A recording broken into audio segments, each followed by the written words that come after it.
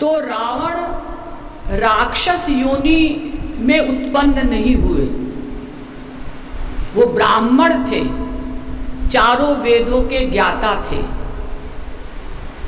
क्योंकि त्रेता युग में जितने भी दर्शन शास्त्र हैं, सांख्य, योग, न्याय, वैशेषिक, वेदांत, मीमांसा, ये छहों दर्शन शास्त्र नहीं थे, पुराण भी नहीं थे, गीता भी उस समय नहीं रची गई थी। त्रेता युग की बात है, उस समय केवल चारों वेद थे। तो रावण चारों वेदों का ज्ञाता था और केवल थ्योरेटिकल पंडित नहीं, थ्योरेटिकल विद्वान नहीं, प्रैक्टिकल, बाकायदा उसने वेदों पर भाष्य लिखे। आज भी रावण के द्वारा लिखे हुए भाष्य का कुछ अंश प्राप्त है। तो जब रावण वेदों का अर्थ जानता था, जबकि वेदों का अर्थ वही जान सकता है जिसको वास्तविक महापुरुष वेदों के अर्थ का ज्ञान करा दे, ऐसा ज्ञाता होकर भी रावण ने वेद विरुद्ध कार्य क्यों किए? अगर हम कोई चीज नहीं जानते कि ये अपराध है और अनजाने में हम अपराध करते हैं, तब तो फिर भी कुछ क्षम्य है।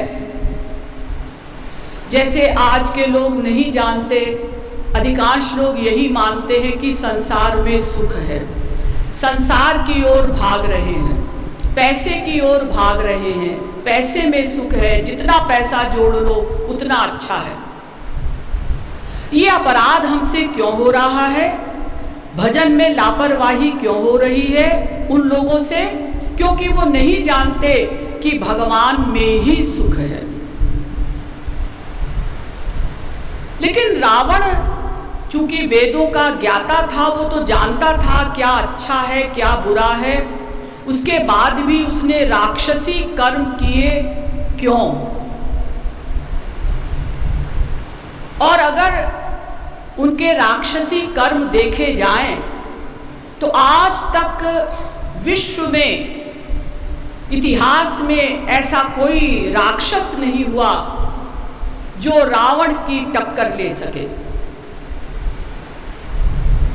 रावण ने हड्डियों के ढेर लगा दिए, बड़े बड़े ऋषियों, मुनियों, योगियों, तपस्वियों को उसने मारा। ऐसा नहीं कि साधारण जीवों को मारा।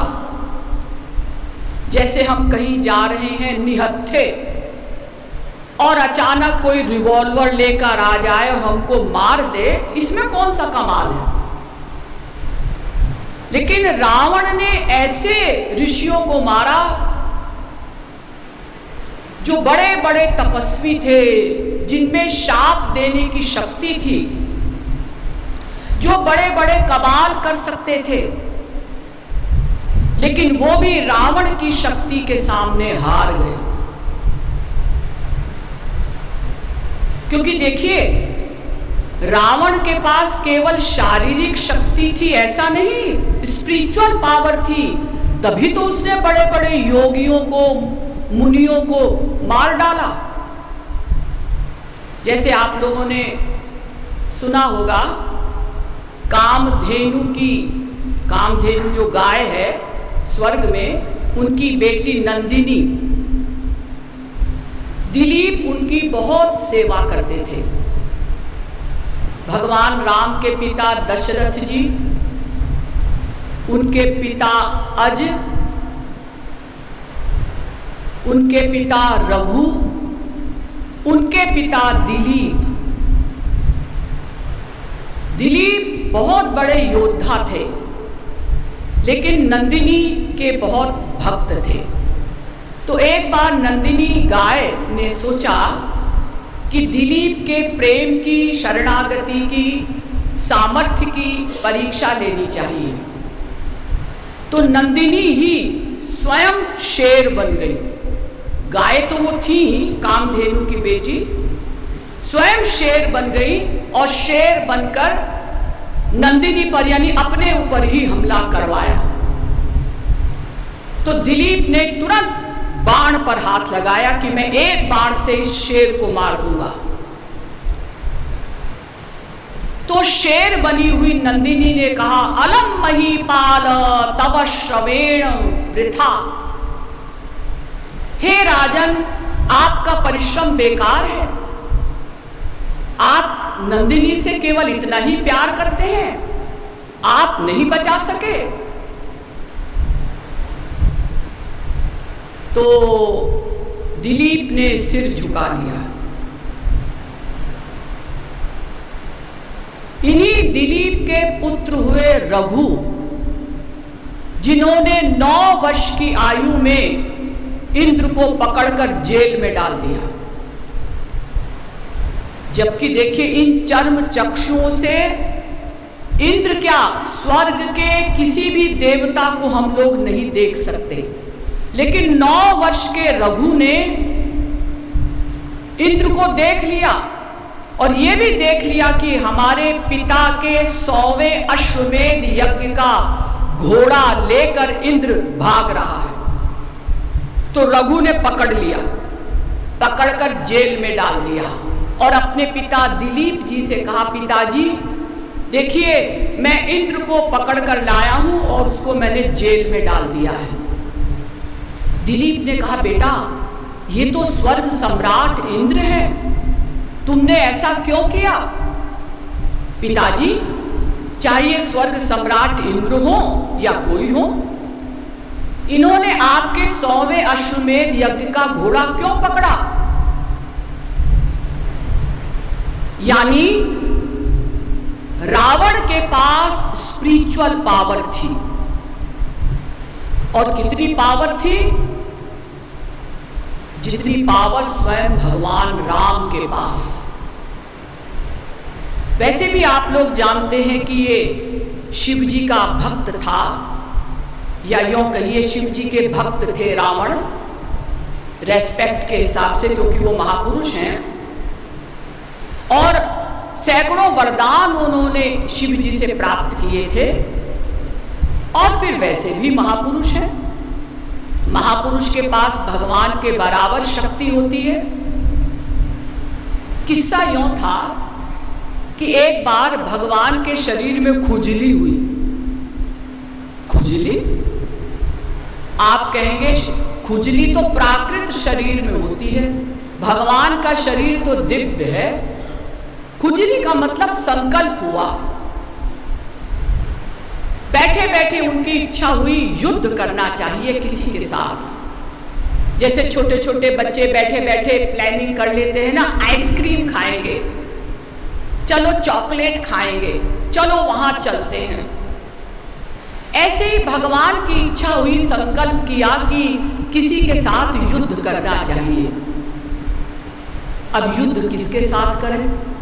सब तो कमजोर हैं। अरे बराबर वाले के साथ युद्ध करने में अच्छा लगता है, तो किसी महापुरुष के साथ युद्ध करना चाहिए। लेकिन कोई भी महापुरुष भगवान से युद्ध क्यों करेगा? भगवान अगर ताल ठोक कर ऐसे खड़े हो जाएं युद्ध करने के लिए, तो महापुरुष क्या कहेगा? महाराज, मैं तो आपके शरणागत हूं, आप मेरा शरीर ले लीजिए, मुझसे युद्ध क्यों करना चाहते हैं? और क्या मैं आपके ऊपर शस्त्र उठाऊंगा? यानी कोई भी महापुरुष भगवान से युद्ध नहीं करना चाहेगा। तो भगवान ने सोचा क्या करें? ऐसा करते हैं कि किसी महापुरुष को शाप दिलवा देते हैं और फिर उसको संसार में भेजते हैं तामसी कर्म करने के लिए। फिर उसको मारने के बहाने हम युद्ध करेंगे उस महापुरुष से। तो उन्होंने सनकादिक परमहंसों के मन में प्रेरणा दी। भगवान ने सनक, सनंदन, सनातन, सनत कुमार, ब्रह्मा जी के जो मानस पुत्र हैं सनकादि परमहंस, उनके मन में प्रेरणा दी कि आओ मेरा दर्शन करने के लिए वैकुंठ आओ। और उधर जय विजय जो पार्षद है, भगवान के सनातन पार्षद, उनको पहले ही आज्ञा दे दी कि देखो कोई भी अंदर आए उसको अंदर मत आने देना।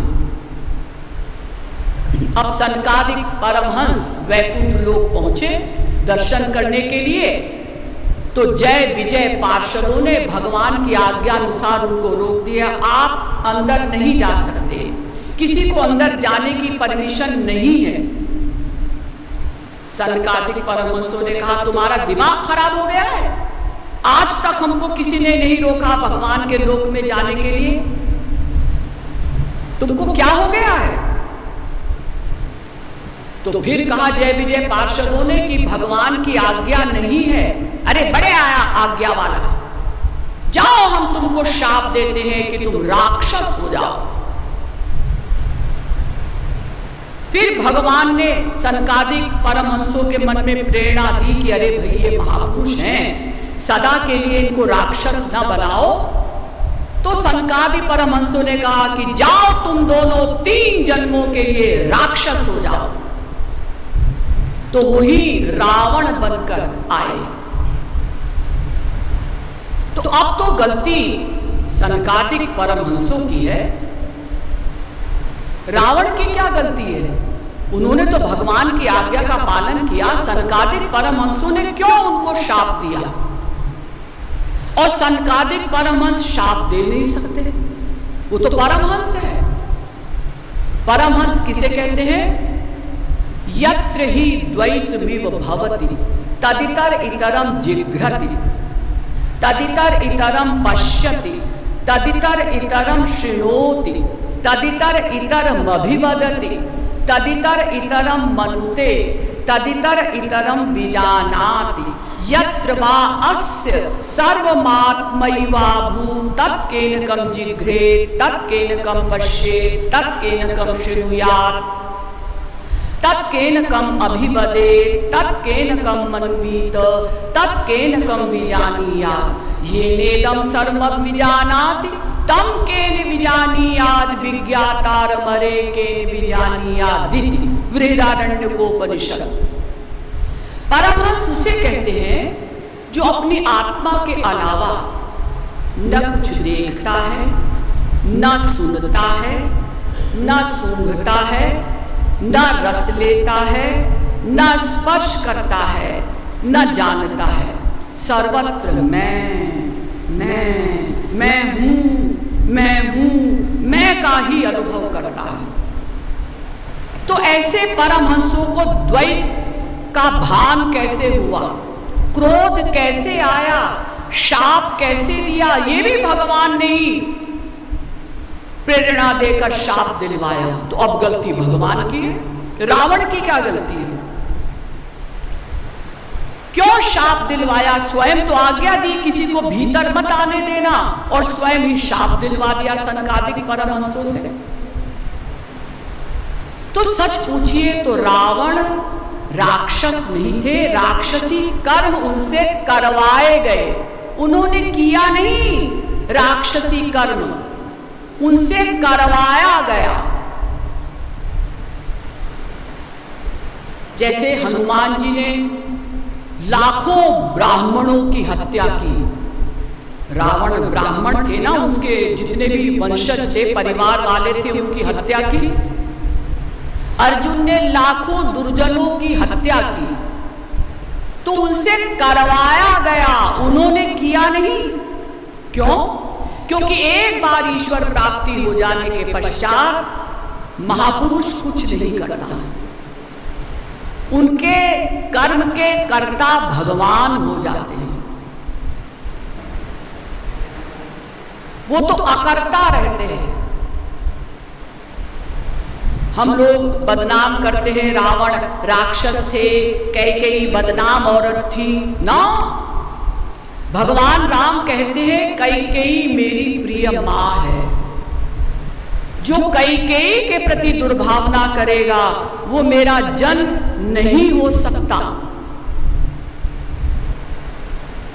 ये लोग तो इतने उच्च कोटि के महापुरुष हैं कि इन्होंने भगवान की प्रसन्नता के लिए दुर्जन होने की, राक्षस होने की, बुरा कार्य करने की केवल एक्टिंग की।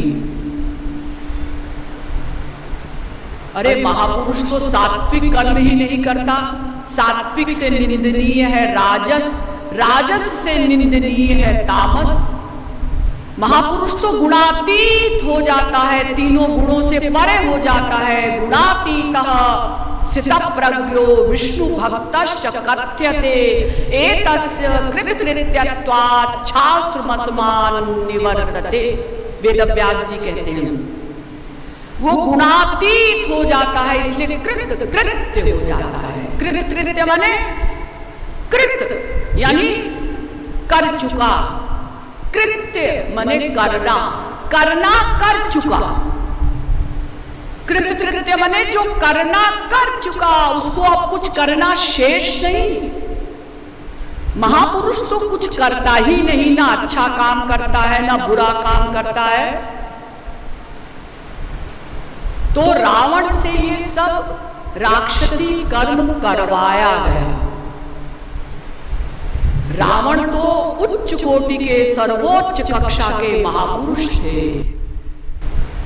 आज हम महापुरुष बन जाएं तो हम ये नहीं कहलाएंगे कि हम सदा से महापुरुष थे, लेकिन रावण तो सदा से महापुरुष है, भगवान के सनातन पार्षद हैं। रावण में इतनी शक्ति थी कि वो सूर्य को जितना टेम्परेचर देने की आज्ञा देते थे कि मेरी लंका में केवल 12 डिग्री टेम्परेचर रहना चाहिए, तो 12 डिग्री टेम्परेचर रहेगा। चंद्रमा रावण के पीछे खड़े होकर चंवर डुलाते थे। यमराज रावण के चरण दबाते थे। देखिए ये सूर्य, चंद्रमा, यमराज ये भगवान के सर्वेंट हैं, ये और किसी के सर्वेंट नहीं है। लेकिन ये सब रावण के यहां नौकरी करते थे, चाकर बनकर रहते थे। आज तक किसी ने काल को नहीं जीता। बड़े बड़े ऋषि मुनि योगी तपस्वी ज्ञानी आए, सब काल के वश में रहे, लेकिन रावण ने काल को जीत लिया।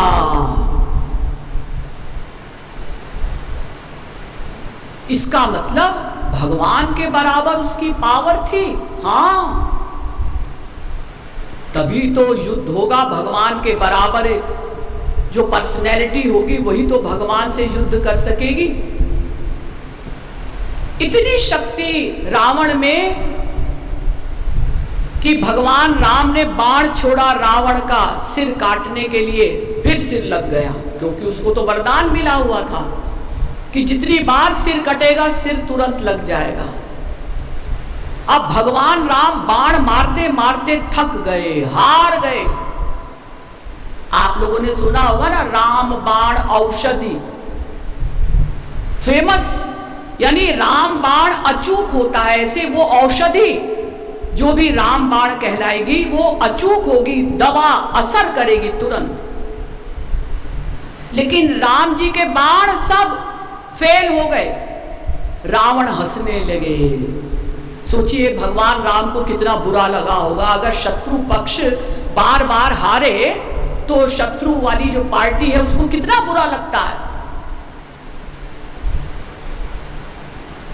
ऐसे रावण, यानी रावण महापुरुष हैं वास्तव में, उनसे राक्षसी कर्म करवाया गया। इसलिए हमें उनकी निंदा नहीं करनी है, हाँ उनके कार्यों की निंदा करनी है। रावण ने जो कार्य किए वो निंदनीय है, लेकिन रावण निंदनीय नहीं है। इसीलिए हमारे यहां वेदों में कहा गया, यान्यस्माकग्वम सुचरितानि तानि त्वयोपास्यानि नो इतराणि। हमारे जो आचरण हैं अच्छे उन्हीं का अनुकरण करो। हमारे जो खराब आचरण है, हमारे माने भगवान और संतों के, जो ईश्वर लोग हैं, भगवान और संत, उनके द्वारा जो खराब क्रियाएं की गई लीला के दृष्टिकोण से, उनकी नकल ना करो। ईश्वराणाम वचः सत्यम तथैवाचरितम क्वचित, भागवत भी कहती है।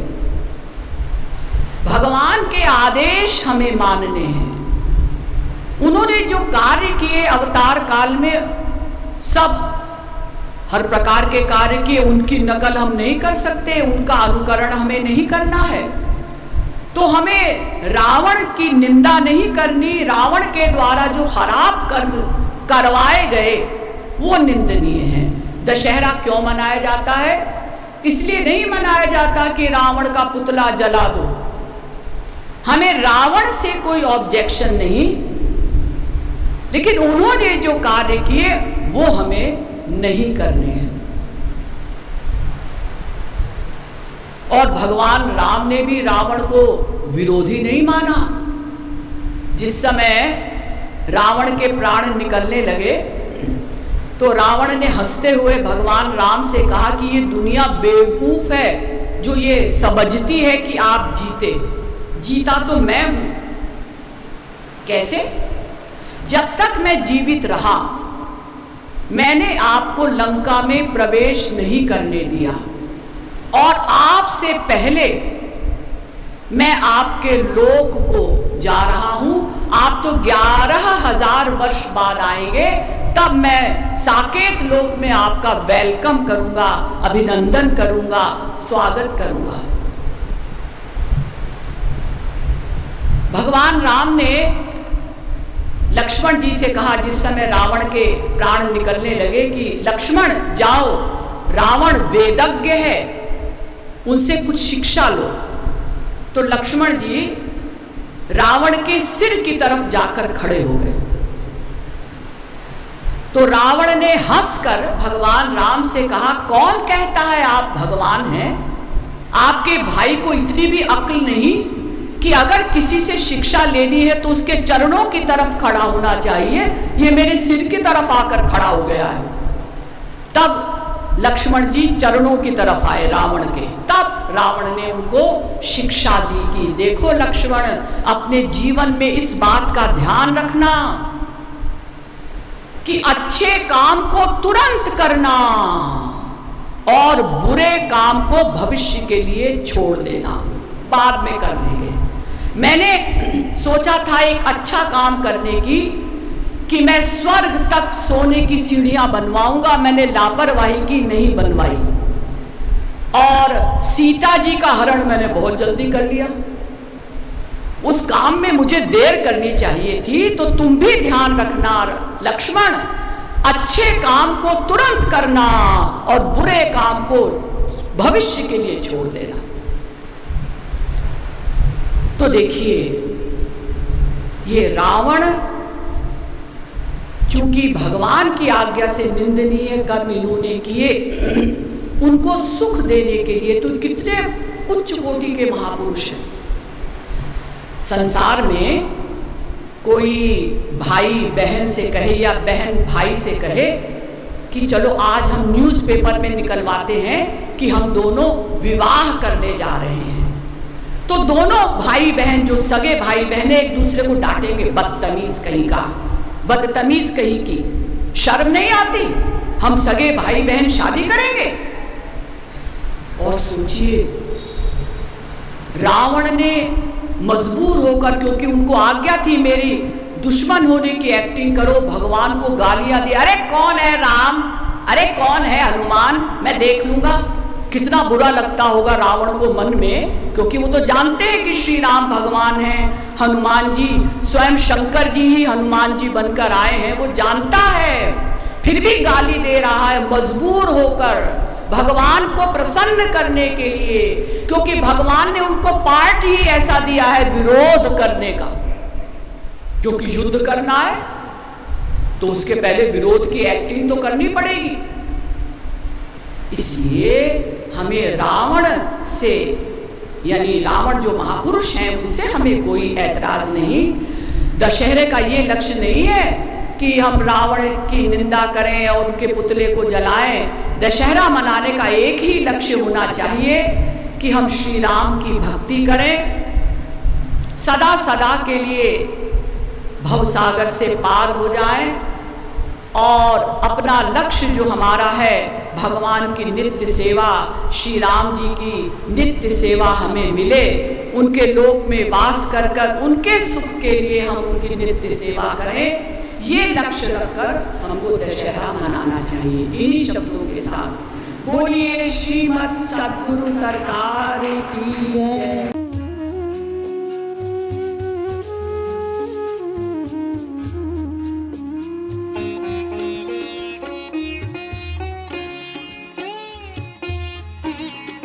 Oh